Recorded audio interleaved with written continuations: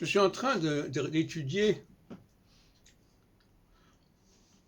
un volume qui n'est pas paru sur les arts divinatoires, qui devait paraître vers 78-79, sous le nom de, à la fin, sous le nom de Mantique, qui est le nom de, qui veut dire, comme dans chiromancie, là, qui veut dire la divination, avec des participations intéressantes comme André Petitbon, Martin Machtou, Arnold Wallstein, Dominique Devy, Baël, moi-même.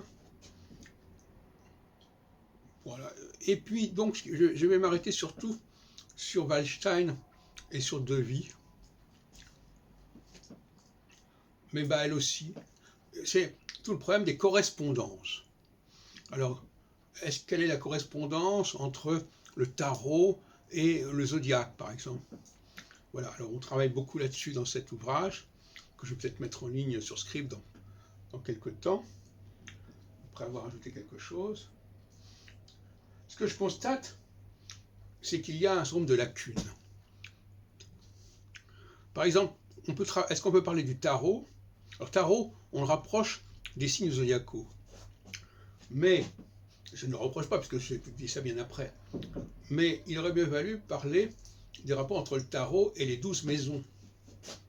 Parce que les 12 maisons également ont leur iconographie, que la plupart des astrologues ignorent, et qui pourtant ont fait l'objet de pages de titres, etc.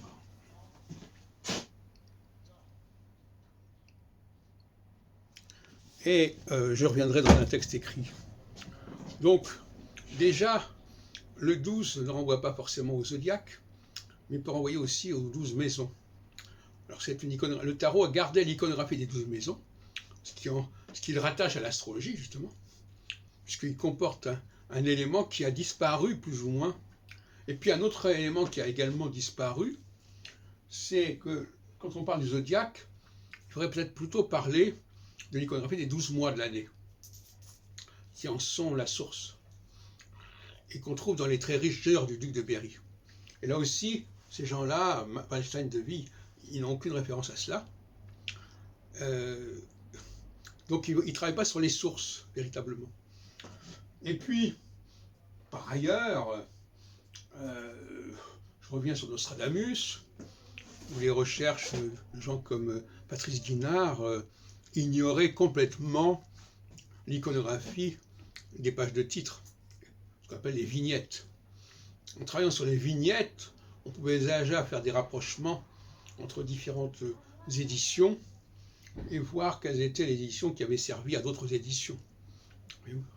Donc, la clé iconographique est absolument essentielle.